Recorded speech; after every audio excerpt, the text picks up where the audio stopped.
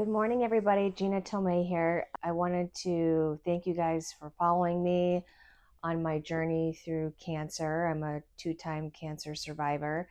I finished my last chemo treatment about almost 7 weeks ago, and I'm feeling really good. My energy levels are back. I'm starting to get back into the gym, doing a little bit of Pilates just to have some restorative work mixed in there. And my hair's growing back. So I don't know if you guys from earlier posts, I was kind of bald on the top. And so I'd always wear my beanie. I still wear my beanie when I'm with patients because I'm a little self-conscious about it. But I try to take it off as much as possible just to let my head breathe. But it is growing back. I'm doing the Nutrafol supplement, you guys. It's 4 pills a day with food, and it has all the vitamins you need in there.